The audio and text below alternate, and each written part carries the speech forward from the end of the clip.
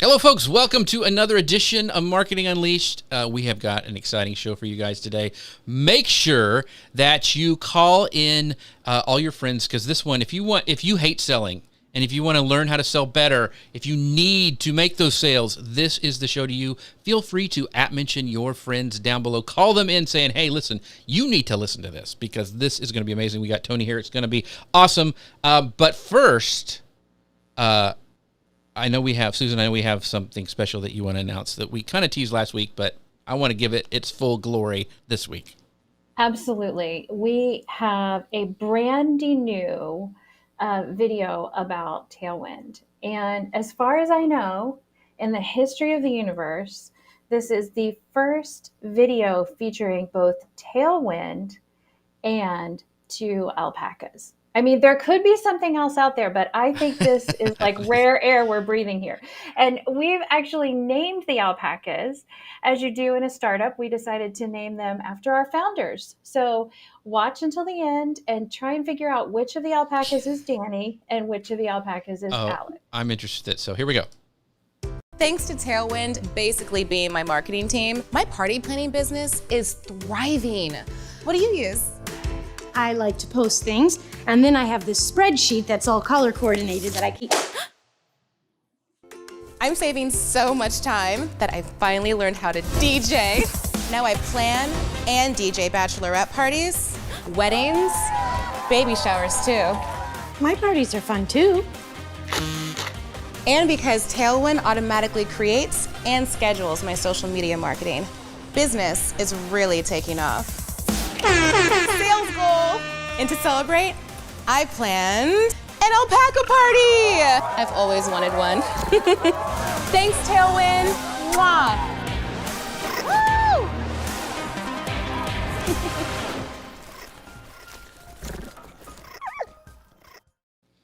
So which one was which, Susan? Because I know inquiring minds. So Danny is the alpaca at the end. The tall alpaca who dressed for the occasion is Danny, and the smaller alpaca is Alex. I don't know that I've ever actually made that clear to them. So hi, Alex, you're the tiny alpaca. How funny. So I want to do some shout outs to some people. Oh, once again, we have Brian who shows up from the UK every week. Brian, thank you so much for being here today. And we've got my friend Nazim, who I haven't talked to forever, but from Milan, Italy. Hey, Nazim, thank you for stopping in today. I really appreciate it. And we've also got Bev here saying hi all. So this is going to be an exciting show. Thank you for sticking with us through the commercial with the alpacas, which is so funny. And is there a new logo? Did it kind of have a little new logo there too, Susan? There's a new logo. Okay. We've got a lot of new things coming out here at Tailwind. That's right.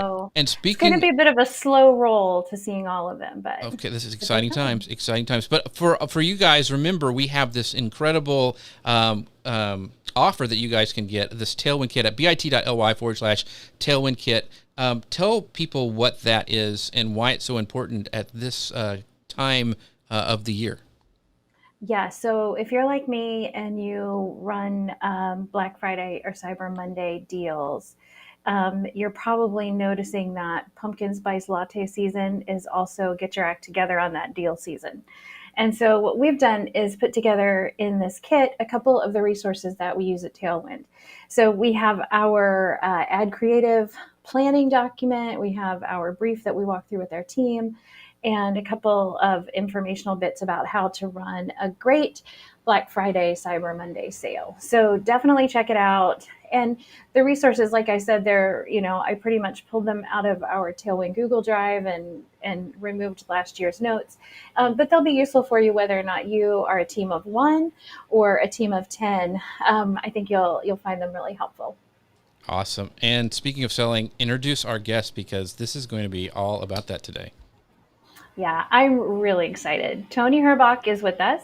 Toni and I first got acquainted as she was doing some work with Tailwind last year. And I am just a huge fan of her knowledge of marketing, particularly Pinterest marketing. And also just her experience in creating content. So essentially, she's been creating content for a very long time, in lots of different ways. And she says that on her own bio. So that's not just me. that she's been doing the content gig for a while. Recently, she's managed over 30 campaigns for brands like Kraft, ConAgra, Safety First, Macy's, Southwest. I mean, she has serious, legit credentials as far as running campaigns. And she is very much a pro at communicating, connecting with people, and building profitable relationships. So we've asked her to talk with us about motivating, encouraging, and challenging people in your audience, essentially selling to them without selling out. Awesome.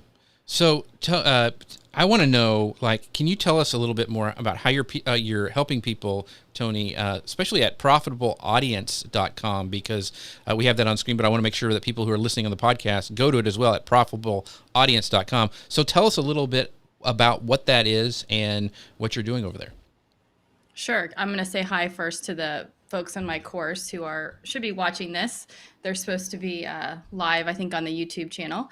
But what we do at Profitable Audience is pretty simple. We basically teach people how to create content in a various mediums. So everything from like your traditional website or blog to YouTube or TikTok or a podcast. And we teach them how to create that content so that they can market either their product or their services. So everything from like a physical product to a course or a membership site. Very cool. Very cool. So we've also got Susan, I know we have a special call to action for people as well. So can you tell us what this offer we have for at that bit.ly/TW profitable, what that's all about? Yeah, that's about building a blog, and it will take you directly to a 6-day free mini course that Toni has put together. Awesome. Yeah. So definitely check that out. Yeah. So bit.ly/TW profitable. That's all smashed together. TW profitable. So check that out. The question I have also for, Toni, we actually talked about this in before the show started about video and TikTok and how important that is. And our last show we had a TikTok expert on.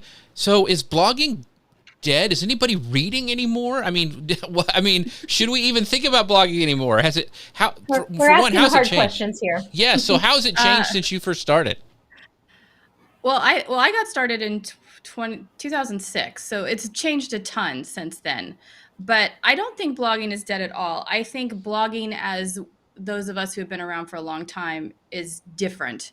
So when I got started, and Steve, my partner at Profitable Audience, Steve Chu, who runs the very popular My Wife Quit Her Job podcast, he and I joke that when we first got started, it was normal to write about, what you ate for breakfast or what you wore for the day. Yeah. And that's not you can definitely still do that, but that's not going to make you any money unless you're exceptionally, exceptionally funny. And most people are not. So it's changed from, I think, blogging as it started was basically a journal or a web blog, right? Like that's what a blog came from, to today where it's truly like, I think you have to be creating purposeful content that convinces your audience that you have a product or service that they need. But more importantly than that, you need to create that relationship with your audience, because at the end of the day, people buy from people. Even though we have Amazon and people, who doesn't love their Prime? I'm a Prime addict, right? Yeah. I mean, I feel like every day there's boxes at my front porch, but I do feel like when it comes down to a lot of things, I want that relationship before I make a purchase. And so I think that content creation is a way to make yourself relatable to your audience, whether it be through a video medium, like you have a YouTube channel or a TikTok channel, or even just doing Instagrams, or that content where you're putting out content that's in the niche of your product or service, so that people are finding you either by search or through Pinterest or social media, and then they're building a relationship with you. And so there's a lot of trust there when they go to make a purchase. So I want to ask, I'm sorry, Susan, this is a follow-up question, and then I will be quiet, but I'm so excited about this.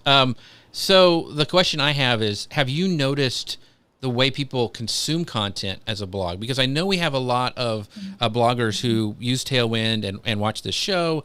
And, you know, I've seen a lot of changes on how people are, they're saying even to write blogs. They're saying make it like bullet points because people are just skimming. They're not reading anymore. Have you noticed a change in what you're kind of telling your students on blogging nowadays? I mean, I think there's a lot of us who have probably been writing in those bullet points and headline tags for a really long time because it just makes it so much easier to read. I think what's changed is that people are reading on mobile. So 10 years ago, people were not reading your website on a cell phone. And today, probably if you went into your Google Analytics, you'd see that 60 to 80% of people are consuming your content on a mobile phone. So I think when you're writing, you do have to be writing for people to consume content on a much smaller device and in smaller bits. So the headlines, the bullet points, they just make sense when the content is consumed that way. Great points. Yeah, you see Tony's dog, he kept interrupting Yeah. and, you know, he just had to go lay down. So Jeff, you be careful there. Yeah. Yeah. So let's talk about this whole idea that sometimes people have about selling. And, you know, I hear it even from marketers, you know, I don't want to sell. I'm not interested in selling. So what do you think gives selling or sales a bad rap? A salesman, right? Who likes who likes buying a car? I don't. It's literally my least. I had to buy a motorcycle for my son a couple weeks ago, and I went to like 8 dealerships, and it was not fun for me at all. Because you know you're standing in there, and you know you're not going to make a purchase today because this is an expensive purchase, and the sales guy is like, so which one are you going to take home tonight? You know, and you're like, I'm not taking anything home tonight. This is, you know, this is crazy. And so I think that whole sort of pressure and forced sort of relationship, I don't have a relationship with you. We can't talk that way to each other. I think that is what has traditionally give selling. And that's like that. I mean, if you ever gone to a furniture store, it's the same way. Right. So I think people have this sort of bad taste in their mouth from their experience of being sold to versus what I think you can do very naturally is convince people that they need your product because it's amazing or you're amazing. They need to hire you. So Pat Mills, our friend Pat Mills, who, thank you so much again, Pat, for always showing up. She goes, I totally believe that building relationships is key to everything here on social media online.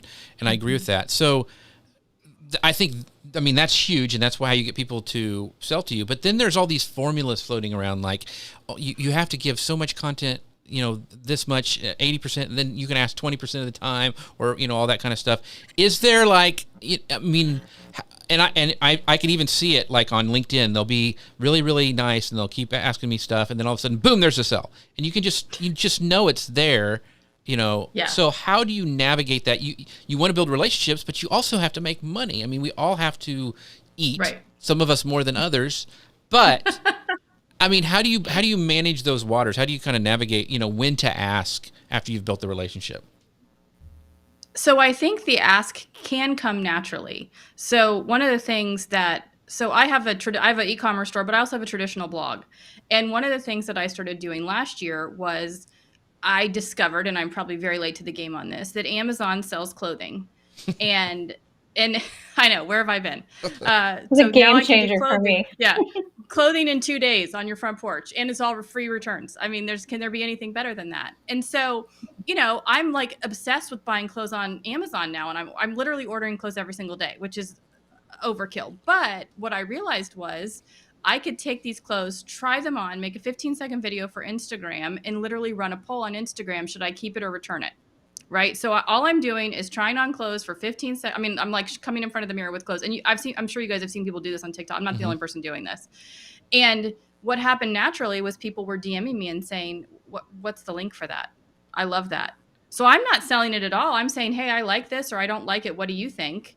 And people automatically want the link to Amazon. And I haven't sold a thing. I haven't told anybody to go buy it. I haven't told anybody anything other than, hey, what do you think of this on me? And that in itself, you know, so that's an example of, I have a relationship with people on Instagram. They see my daily life. They see the things that I'm cooking. They see the things that I'm doing. They see weird things from my kids. But then I come in and I say, hey, what do you think? What do you guys think of this? Keep it or return it. And then the next thing I know, I've got 10 DMs saying, hey, can you shoot me the link? So there's things like that you can do where so that's the first thing, is think about ways to just organically integrate content on your platforms that sells without selling. Another good example, and Steve is really great at this, is if you have a pure content site and you use a product, do a product review. And this is where I say you can sell without selling out. Don't do a product review of something that you don't own and use or love. And make that sort of your mantra, that if you're not loving and using something, then don't come out and tell people you are, because it comes off as forced and disingenuous. But you will convert so many more people, even through like affiliate offers, if it's something that people see you using and they trust you, that you're going to lead them like down the right path. So you're not going to recommend, anything from a SaaS product to a vacuum that you can't stand behind. Those are all great points. So the one of the questions that I wanted to talk about is, okay, so you mentioned Instagram and you're creating content and you're sharing your life, and how many pieces of content do you need to create? And I know, and this is a great question by Nazim. He goes, the growth of podcasting future. And I know Steve has an incredible podcast that I've listened to for a long time. You have a podcast.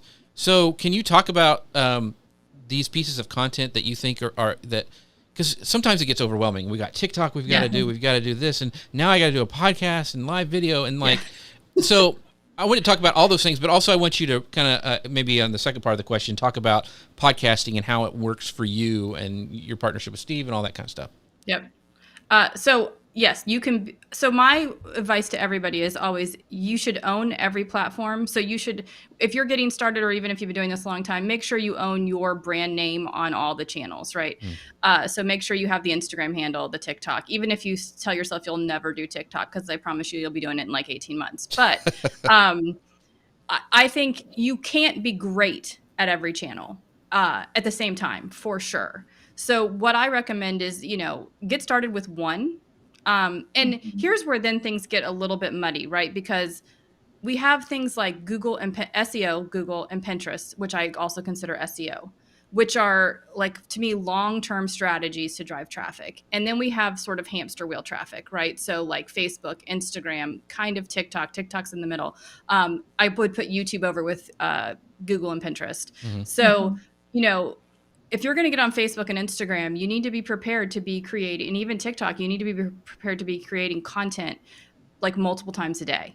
So, you can't just go on Facebook and post once a week and grow your Facebook page. Same thing with Instagram. It's kind of the same thing with TikTok if you don't already have an audience there, or an audience that you can drive there from somewhere else. So I would say start with one. If you already have one built, figure out what the next one is for you. And honestly, I would probably go with your strengths. So if you're saying to me, I could never do live video, then probably don't get on Instagram and start trying to do lives and reels. Maybe podcasting is for you, because you can sit down in front of a microphone, you can have it edited. It can be much more purposeful, as far as you don't have to be off the cuff on a podcast. You can bring in people to interview. So it's a little bit easier as far as if you don't feel comfortable sort of with that on the spot sort of thing. But pick the one that you feel like you can be the most successful at, as well as one that fits probably the best with your brand. So if you have a travel brand, or maybe you sell travel products, you probably should try to get on Instagram. I might not do a travel podcast right away. Not that there's not space for a travel podcast, I'm sure there is, but I would probably pick the place where your people live. And so if you know that, travelers tend to be on Instagram, which they do, then I'd probably go there next or first, or whatever that strategy would be for you. In regards to podcasting, I'm no means an expert in podcasting at all. I will say, I think there's still a lot of opportunity there, especially if you're not in the marketing world. Right. It's amazing to me, the people that I see. I have a friend who started a podcast a couple years ago on like being a slob, and like reforming from being a slob, basically, like how to, I don't know the name of her podcast, so I don't want to like mess it up, but it's basically for people who are just like, I'm overwhelmed with the mess and I don't know how to get out of it. I think her blog is like A Slob Comes Clean. And her podcast is actually really popular because there wasn't a lot in podcasts for people who were like, hey, I really want to be more organized, but I don't know how to get there. Like, I'm not ready for Marie Kondo, right? I'm not at that level. Like, I need to be able to see my kitchen counters. I have another friend who's starting a podcast, really, I think it's in the next couple months, on like Catholic liturgy, which I mean, I'm not Catholic, so I'm not familiar with that. But, obviously I think that's probably something that will get a lot of traction within that community because there's probably not a lot out there. So I think there's still a big opportunity in podcasting. And I do think it's super cheap to get started. It costs almost nothing. You just need a microphone. And, it gives you the ability to edit and really create that content in a way that you want. Whereas something like live video is a lot harder to do with that. That's great. Yeah, I want to circle back to something you were saying earlier because it touches on this too, because you were talking about, I think, taking your message and putting it on lots of different places. And I think that's the thing that we're trying to help people see the need for, especially if they have been bloggers for a long time. It's like, okay, you have your story and you know how to tell it in one format. And so now that you have your story, let's think about how we can tell that in other ways. And I think that's a somewhat of a mind shift, even from like my first exposure to social media marketing was Facebook, and so everyone wanted to learn Facebook. And, now there are ways that we have a lot more options, but the story is what we need to know the best. And then we can learn to kind of parcel that out into different places.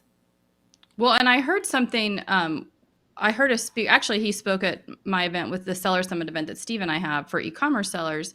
He spoke at our virtual event in the middle of whenever COVID was big. I guess it's still big. That's probably the wrong thing to say, but whatever. I hope you don't get shut off the live now. Sorry, guys. You're good. And he's a Hollywood writer. And he actually gave this great talk on basically you have to know what you're selling. And no one is really selling what you say you're selling. So, okay, this is something cool. Steve ordered this for me. It's just a mouse pad, but it's got all my brands on here, right? And, it's a custom mouse pad. So this person is selling custom mouse pads, but are they really selling custom mouse pads or are they selling something else? And they're really selling something else. They're selling a thoughtful gift. They're selling a memory, because a lot of people will get these with like pictures of their kids on them or something like that. So they're selling a moment in time that you want to preserve. Right. So when you're marketing and you're talking about your product, you can't just think like, oh, I sell hiking boots or, oh, I sell, iPhone products. You're selling something else you have to figure out what you're selling to people. Like, what are you giving them when they buy your product? Mm-hmm. And if you can tap into that, and that's what he talked about, if you can tap into what you're really selling, then you'll be able to market to people so much better because you can hit on that emotional side of things versus just, buy my product. It's amazing. Right. What is that? Yeah. Go ahead, Jeff. No, I was going to say that old saying, I sell the sizzle, not the steak. I think that's a book even. Yeah. Yeah. I have a friend who owns a local business coffee shop, and I think she's really great on Instagram at capturing that moment because, you know, on the first day of school, she'll have an Instagram post and talk about just needing a little extra kick to get out the door. And so she knows that what she's selling is not a pot of coffee, but that feeling of I can make it through this day that's going to be hard. And I guess that's one of those things we're trying to lean into. And a little trick that's been helpful for me is to ask myself, okay, if someone uses my product, what's the next thing they're going to feel? And so sometimes that helps me to get to the aspiration that I want to tap into in our marketing. And I'm sure if you Googled, something around that, there's probably a lot of websites out there that can walk you through the steps of how to sort of determine that for your own product. I think that, I think that's one of the keys is that you can't just sell something. I think about, I don't know if you guys know Marie Forleo, who runs B School. She sells B School, right? But is she really selling B School or is she selling freedom for people? She's selling freedom, right? She's selling independence. And so when you hit on those things, then that's how people are willing to pay $2,000 for something. And I've been through B School. I think it's great. I'm not being critical of her at all. But when you think about it, it's like you're paying $2,000 for what? Right. But you're not selling B School. You're selling freedom. You're selling motivation. You're whatever that is, for her audience. And I think that's what you have to really tap into with people. Yeah, one of my, and I've probably mentioned him before, but one of the guys that I look to as an example is a friend of mine, Lou Mangello, who does WDW Radio, which is all about Disney stuff. Oh yeah, I know him. Yeah, he's great. And so the thing that he does is it's community. his community, I mean, his mom passed away, and his community, without doing anything, raised like, I think they're up to $60,000 for his Make-A-Wish thing, and it had nothing to do with anything he was selling or his courses or any of that stuff. They wanted to help him. And when you can tap into the community aspect of something, like, and we give a shout out to all our amazing communities here, like Pat and Nazim and everybody and Brian, who shows up every week. And it's a community thing. And if you can, not to do it in a sleazy way, but you build a group up and you help them out. They know that you're helpful and giving great information. Then you're right. It's just kind of that selling stuff kind of happens just kind of organically. Is like, I think it's the marketing term that we all like to say. Yeah. I'm looking at Pat's comment. He says, my area of business is in the homeschool world. I'm a former homeschool mom, Pat. Moms love podcasts because they can listen. Because they can listen while they multitask around the house. And this is, I should have said this earlier, actually. It just triggered something for me. But that's the other thing to think about is, there's website content. So the traditional blog, there's the YouTube channel, there's a podcast, there's Instagram. And your people are not on all those channels. The podcast listeners aren't the YouTube watchers, and the YouTube watchers aren't the blog readers. Like, they're all different people. So I have a lot of people say, well, I don't know what to put on YouTube. And I'm like, put the exact same thing that you put on your blog.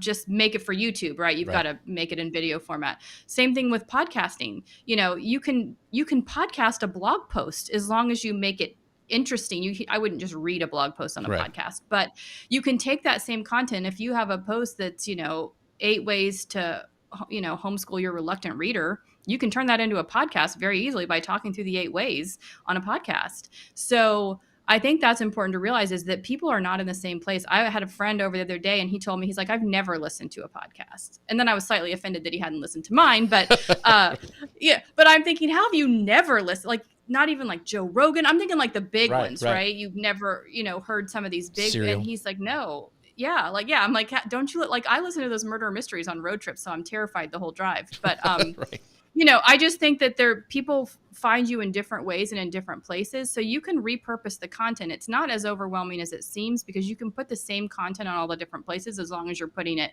in the right format. Yeah, and there's something really intimate about being in somebody's ears, and so I love the podcasting thing. In fact, we take this show, and I do this with all my shows, and repurpose it as a podcast, because, like you said, some people would rather listen than to have schedule time to watch this or watch the replay. Neil Schaefer listens to this show, and he's a big marketing guy, and he says he listens to it like at 2 times speed. So when I met him, he was like, man, you sound weird. You don't sound normal, because I was so slow. I know, I'm like a chipmunk. So so you're right. It's totally what people, where they want to consume content at, and giving them that option is really, really key. Yeah. So Susan, you had a question? I'm sorry, I cut you off again. No, that's okay. I was just going to say, former homeschool mom here too. So yay team. But I'm curious about, you mentioned earlier that you put Pinterest, Google, and YouTube in the same kind of SEO category. Tell me a little bit more about how you think about those. Because I think, there's the common idea that Pinterest is just one of social media. We know it's not, but how do you think about Pinterest and its similarities with Google? So I can't speak to any of the technical aspects of it, the similarities. I get this question all the time. Well, how's the algorithm the same as Google? I have no idea. But I will say that, Pinterest is not a social network. You don't socialize with people on there. I think that was part of like the story pin to idea pin. Like I think maybe it got a little cloudy for them for a little bit. And then they were like, wait, no, that's not who we are. Because I view, Google is your grandfather's search engine. It's been around forever. YouTube is your video search engine. I mean, if you want a video on how to do something, you're probably going to go to YouTube. I use YouTube anytime I need to fix anything in my house, learn how to do a skill, learn how to install something on a website. I almost always go to YouTube. And Pinterest is where I go for that visual search engine. So I told Steve the other day, I said, I don't think I've Googled a recipe in 5 years. I said, I will always, I'll go to Pinterest first, 100% of the time. Like recipe with chicken in a crock pot, I will go to Pinterest. If I want to travel somewhere, if I want an idea for a party, I will go to Pinterest for, I would say 75% of the time over Google now, because I feel like their algorithm is actually a lot better now too. So stuff is coming up in search that makes a lot more sense. But to me, Pinterest is your visual search engine. So at the core of Pinterest, it's the image. As I know you guys have talked about a ton, the importance of great images on Pinterest, and Pinterest has said it too. but then, it's that content. So, it's where you go to find, it's where customers and people who want things go to find stuff. You want to look at, I guarantee you, no one is Googling, not nobody, but the amount of people who are searching for, fall fashion trends are probably percentage wise higher on Pinterest than they are on Google, because they want to see Right. pictures of fall fashion trends. If you want to find out what Halloween costume you should wear, or how to get individualized bagged treats, you're probably searching for that on Pinterest and not Google. I think things have shifted. Yeah, it's interesting. I think one of the things that should be required for people is to follow someone else around and watch what they use their phone to find out, and Yes. how. And that sounds creepy now that I say it out loud. But anyway, what I mean is, I've just been really startled by when I am spending time with my kids, and like one of my kids has Google set to images or videos, so he never even Yes. bothers with the primary way I search the web, which is for words, because I'm a word person. And, just realizing, I think it's good to not assume that everyone is searching for things the same way we are. Yeah. Yeah. So if you're worried about who's tracking you online, it's Susan. It's me. It's Susan. Yeah, is it's tracking Susan. you. When she's behind you at the grocery store, cover your phone. Yeah, don't get those special protectors. Market research. That's right. Yeah, exactly. No, but I do think, I mean, I'm trying to think of the last couple of weeks of my life. I think I've Googled where to get tires, where to get a car battery, and that's probably, like, anything I need to find that's local, I will probably still use Google. If I need to pick up, I tried to find out where I could buy a watch battery. But if I need to know anything else on the web that's not specific to my local area, I'll probably use Pinterest first. And I think a lot of people are moving towards that, especially people who are looking for products and ideas. And I think one of the cool things about Pinterest, and I know this is all over the place, but people are brand agnostic on Pinterest. They're not on Pinterest searching for the latest Nike tennis shoes. They're looking for best running shoes. They don't care what brand it is. They're doing their research. They want more information. And that's where I think brands have, little brands have this advantage over these huge brands that dominate in so many other places, because it's just, people are not searching brand specific on Pinterest, at least not yet. Right. So it sounds like it's really good for e-commerce, but are there specific rules that, like, would you recommend, how to formulate this? Would you recommend that if someone has something they want to sell, that they create a blog and use their blog to draw people with Pinterest? Or would you recommend that they use, that they just pin their stuff? How do you see selling things on Pinterest playing out best? I'm not sure how it's going to play out in the end. When I first started putting my products on Pinterest, I actually drove sales with boring product images, but that was 5 years ago, right? Things have changed a lot. I think today I would do a combination of things. I would still put those product images on there. I would still, do the plain, like your Amazon image, right? White background, product hero shot. But I think you also need a lot of images of your product in use or lifestyle type photos. And then I do think the content is important, because I think in anything, content is important, because that's how you're building your brand, is that content. And basically, there's very few people that sell something that no one else sells. There's very few very unique products out there. Most of the time you have some level of competition. And so the way that you set yourself apart from that competition is the service or the information that you provide the customer. So if you can, I found this product, actually I'm a runner, and I found this product last night, and it's these things that, instead of, everyone safety pins their numbers to their shirt, their bib, right, to their shirt. But like, my running shirts are expensive, and I really don't want to put safety pins in them all the time. And so there's this company that sells these little discs that like pop, and so they don't put a hole in your fabric. And so they just pin your bib on without putting a hole. And I'm like, this is, first of all, why didn't I think of this? And you can get them personalized. You can buy plain ones. But I thought, this is a genius idea. And they were all over social media, but they didn't have a huge presence. And so I'm like, I thought they had competitors. But what I liked about when I got to their website was they told you how to use them. They had a lot of running information on the website. So they were catering to the full runner, not just the fact that you wanted these little pins. They were giving you all sorts of extra information that I bought them last night. Like, because I felt connected to them. Like, okay, these are really runners. These aren't people that are just like, oh, I saw this on Alibaba and now I'm throwing it on Amazon, right? It's like, no, these are people who use the product. There was tons of photos of people on races in races wearing them. And I think that's where that content comes in, as you build that relationship and that trust. And obviously it took me 5 minutes to build that with this company, but in general, you know, over time, you're going to build that and then have that relationship with the customer. And I think that's where the content comes in. And I think content just does really well on Pinterest. And at the end of the day, since most people on Pinterest are beginning their search, you're getting them top of the funnel. So it's much easier to get them to your website or to your piece of content and then get them to subscribe, sign up for a freebie, get them on your email list, get a text, get a phone number, get them on push notifications, versus getting them to your website and having them make a purchase immediately. They're probably not at that stage if they're just finding you on Pinterest. Gotcha. And running, man. So the only time I run is when I hear the words, you know, fire, free food, or the free food's on fire. Those are the only 3 times that I run. So, but we talked about, you know, we've talked about search. We talked about what's important. So I know a lot of people, and you probably get this question all the time, is, okay, I have a blog. It's doing okay. It's getting decent traffic. How do I make money on it? Because do I just slap these skyscraper, you know, affiliate links on? You know, what should I use? What should I do? Should I make a course and, you know, whatever, and sell something?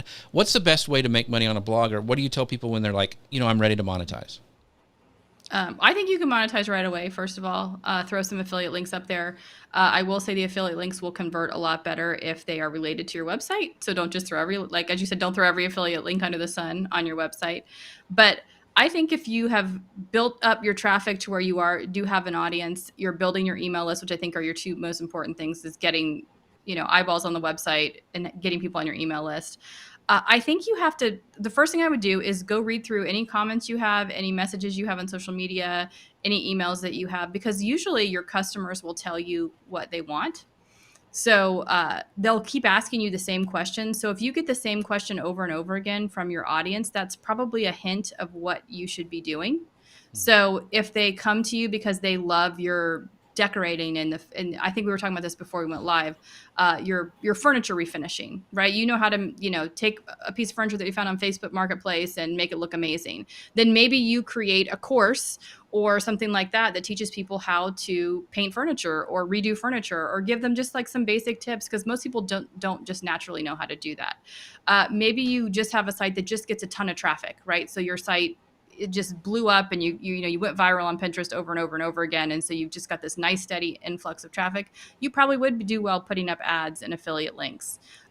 One of the things that I think content creators, like that are traditional bloggers, have such an advantage of over the traditional e-commerce sellers is that if you have promoted Amazon at all, you have access to what everyone has ever purchased from your link on Amazon. So if you notice that everybody that goes from your website to Amazon buys the same thing, maybe you need to make that thing. Maybe you need to make a better version of that thing. Unless it's like a big screen TV, you probably don't want to get into that business. But you know, it's amazing to me where I see people like, oh, I sold, you know, $40,000 of scarves on Amazon. And I'm like, how about you make some scarves? That's not hard. Because you're getting 4% from Amazon, and you're, you know, even if you have crappy margins, you're going to make 50% if you sell it yourself. Or even if you put it on Amazon as a seller and just send people to your link, you'll make better money. So I think that, you know, that's probably where I would start, is to see what people are already doing, because I always like to take the easy way and try to do what people already want, as opposed to trying to shove something down someone's throat. If, you know, like, hey, I created this and I know you're going to love it, even though you have no idea what I'm talking about. So I think that would be what I would do first. It's the reason why Steve and I created Profitable Audience, and it's the reason why we started Seller Summit, is because, you know, people kept asking Steve that were in his other course, like, hey, I want to learn the content side. I want to start like really creating this, you know, way to drive people and creating content. And he's like, well, that's just too much information for that course. Let's start another course. So there was a need. Same thing with Seller Summit. People wanted to get together. They wanted to learn in like a in-person setting. And so that's why we ended up launching Seller Summit. And so we launched something that there was already a need for. And I think that's the easiest way to do it. That's great. That's great advice. And so it's really interesting to me because this is just an aside, but that people want to buy from you. Like I did when COVID started, I carve wood, and I was carving live. Oh, that's right. Just to show that. And so, but it went nuts. People loved it and wanted to buy it. And I started doing it over on Amazon Live, and people, you know, they want to buy the knives you have. They want to buy the wood that you use and all that stuff. And a thing that was a hobby, nothing makes me happier as an entrepreneur than having a hobby make money. So, Yeah. I mean, to your point Instead of about cost money. yeah, and now, people want me to put kits together. Well, I could put my own kit together and sell that myself, just like your point of like the scarves is like, if people are buying something, make it yourself, unless it's a Yeah. widescreen TV. But yeah, Yeah. great stuff. Yeah. Could And you carve I think me, that's Jeff? What'd you say? Could you carve me? I feel I could like, probably that's do an that. ideal Yeah. Christmas gift, really. Just Right. a carved image of your co-host. Actually, I'm carving when I'm not on screen. I just go and start doing it while you're talking. So. His desk I- used to I be do- a desk. I do think that's where people that are already content creators have a huge advantage, because you already know what people are buying from your affiliates. And so that's where you have the opportunity to create something on your own that will make you a lot more money than you just pushing someone to the, what are you possibly going to make on an affiliate revenue? Probably not enough if you have enough volume. But yeah, I would say what does your audience want from you? And then I also think, like, what do you, kind of like you're talking about your carving, how you love it. What do you love so much that you would be willing to do for free? And not that you should do it for free, but in the beginning, when you're trying to make money, you're probably going to have to do it for free for a little bit of time until it gets traction. So you want to be passionate enough about it to be able to keep going when it's not great. And on top of that, I also think you want to be able to, I think a lot of people think, oh, I don't know enough. I don't know enough to teach this. I don't know enough to, people like do membership. There's a membership program for anything. So lest you think that like no one, I found a membership, I'm not even joking you. It's $5 a month for people who love orchids, the plant. And it is a paid Facebook. I mean, it's not paid. It's obviously they follow the rules of Facebook, but it's $5 a month to join this orchid growing Facebook group. There are 65,000 people, last time I checked, in this group who are paying $5 a month to probably some 80-year-old man who's growing orchids, in Missouri or something. Who's a genius. Yes, absolutely a genius. But that's the thing. It's like you don't have to be the top of the top. You just have to know more than somebody else. And you probably already have a topic in your life, like Susan, your friend that does the furniture. She knows more than probably 80% of people that want to do furniture. She could easily create something around that, even if it's just showing people how to do it and then using affiliate links to the products like you were talking about, Jeff. There's opportunity there. Yeah. I think, and that's, I go back to Lou, and he always, talks about opportunities, everything, even with the COVID, and like, that's happened with the carving stuff, is I just did it trying to keep people, hey, let's just chill and let's just watch this, and then took off. So, really good stuff. So we've talked about traffic, and I know a lot of people talk about traffic and how important it is, but what's the difference between traffic and targeted traffic? You kind of touched on this before, but I think it's super important. And I want to kind of go back to that. So what is the difference, and how, as a blogger or a content creator, do we really kind of hone in on targeted traffic? Well, I think targeted traffic are your people. You're going to get people that just land on your website because someone shared it or they click over from Pinterest, but those are the people that bounce right off. The targeted traffic are the people that are staying on your site. They're clicking around. They're your people, and they're, your customer avatar. They're your demographic. They're the people that are going to become, at some point, your customer or your rabid fan. And I think that's the kind of traffic that you want to focus on. And I always laugh when people are like, oh, I have 150,000 people on my email list. And I'm always like, what's your open rate? What's your click-through rate? And of course, all that's changing with iOS 15. But to me, it's like, I don't want 100,000 people on my email list if my open rate is 10%. Right. I'd rather have 10,000 people on my email list that are opening at 60%, because those people are taking action.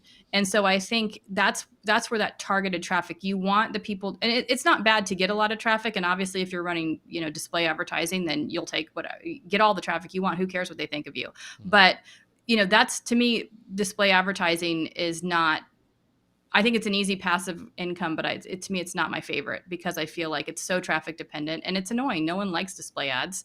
And then nobody likes them. And the more money you want to make, the more annoying the ads have to be. It's like, oh, can we put a video ad on top of your images? Oh, sure. No, like, yeah. So anyway, an alpaca though. That's a special class. If you have alpacas, you can do them anywhere, right? Yes. Or exactly. A sloth. I like sloths. There's I don't know, something about them. Yes. Yeah.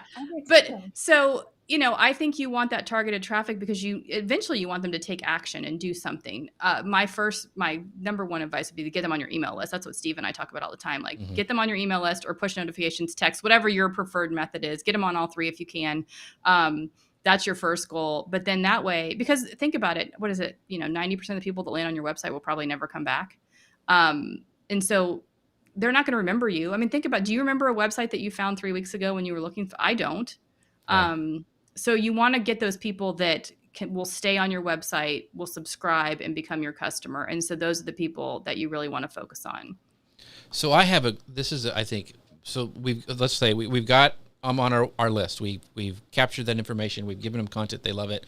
So what kind of emails do you like to send out to your people? Because I know a lot of people, they like, I got this list, but now I don't know what to do.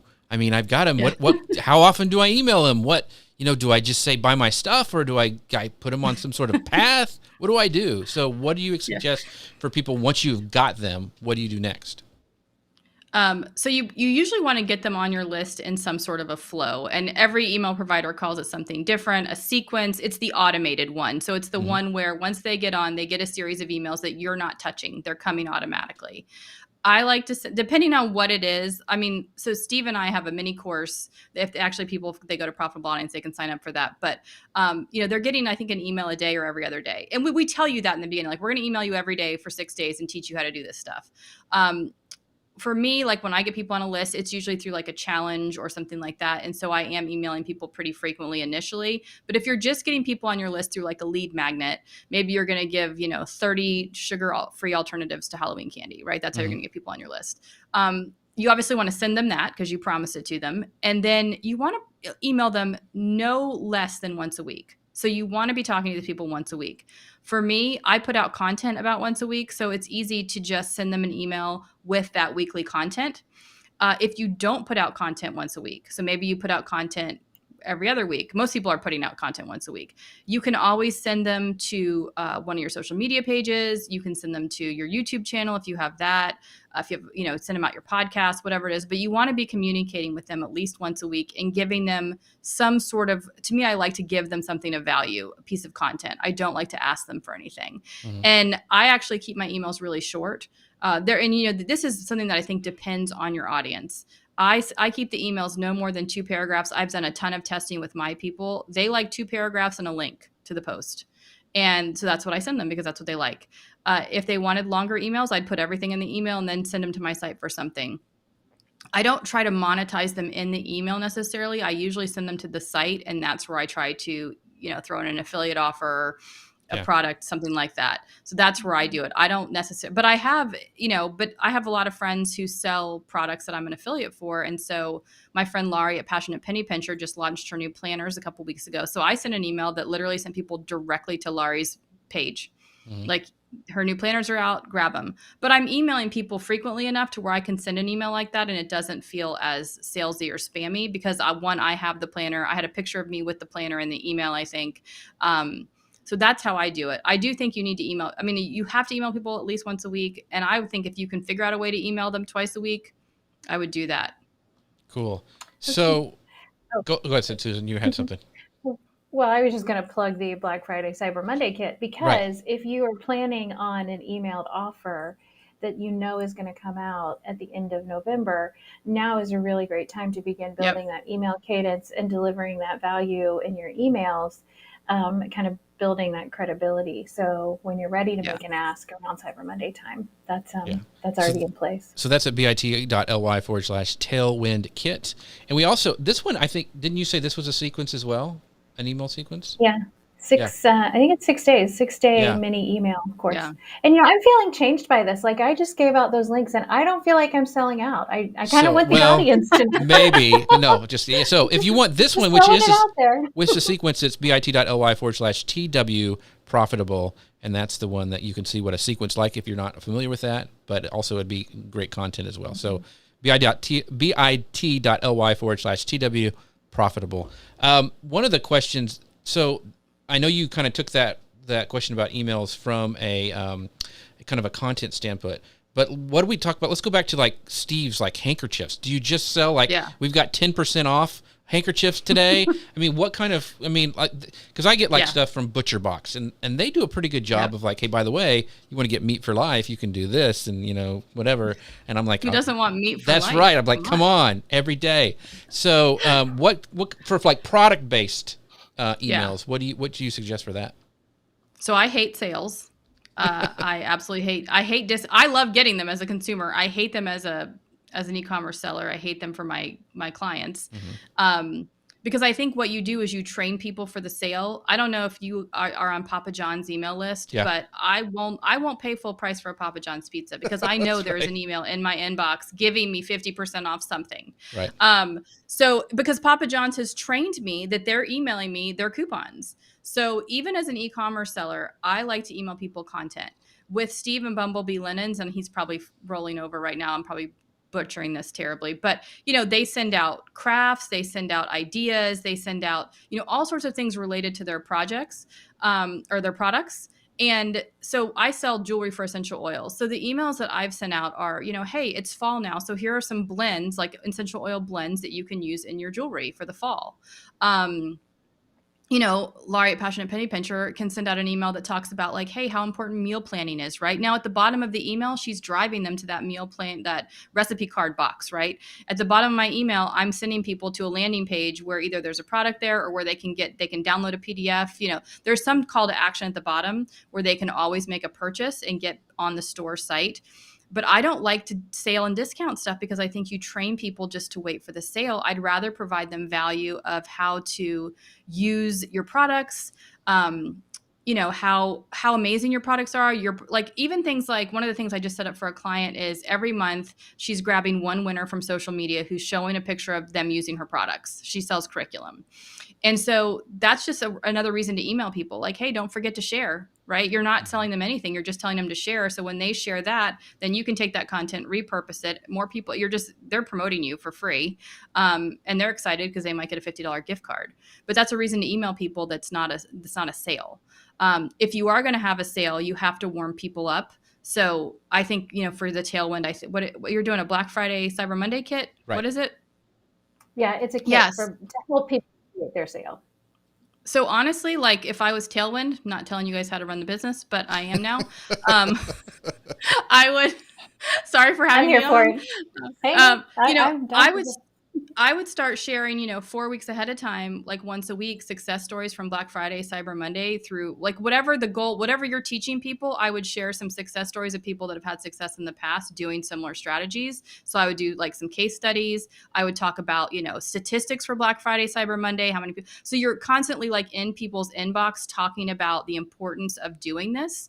And then that way, when you hit them with this deal, all they've heard from you for a month or 6 weeks is like, why am I not doing all these things for Black Friday, Cyber Monday, or upcoming season, right? So I would be getting people ready before. So like I have someone who's doing a sale starts Sunday, and we've been literally talking to people about this topic for 4 weeks.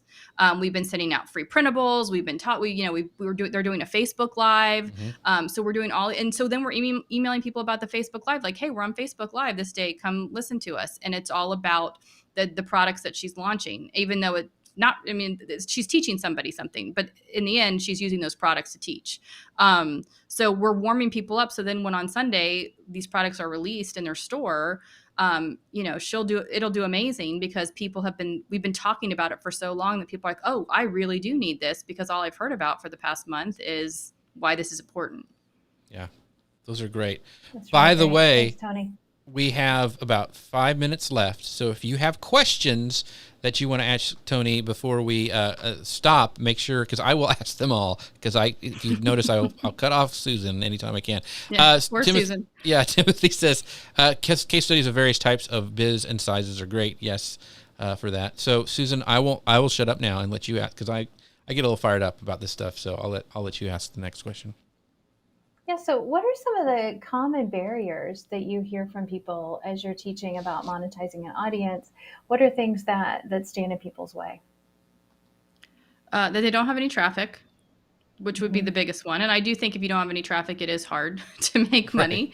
Right. That's when I would say, go back, look at your content, look at your website. Steve and I always talk about, would you buy from you? So if you go to your website, would you trust you? Would you buy from you? So, and ask a couple people like, hey, does my website look okay? Do you see anything on here that I could do better? Things like that. I think the big barrier, I think everyone's big barrier is fear of failure. What if I launch this course and nobody buys? What if I create a membership site and nobody signs up? Um, and I would say, well, no one ever is going to sign up if you don't do it. Right. So, I mean, what if two people sign up? Great, you've got two people. And there's nothing wrong too with launching something and maybe two people sign up and saying, you know what, guys, this just wasn't right, and I'm going to refund your money, and that's okay.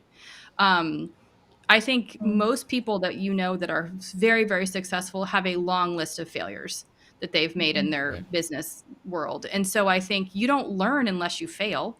And so I think even if something doesn't work out the way you want it to work out, you're going to learn something and then do it differently or better the next time. So I think just the fear of failure is probably people's biggest hurdle. Just owns. And so I was telling the same story over and over again, and I was actually getting annoyed with my own story.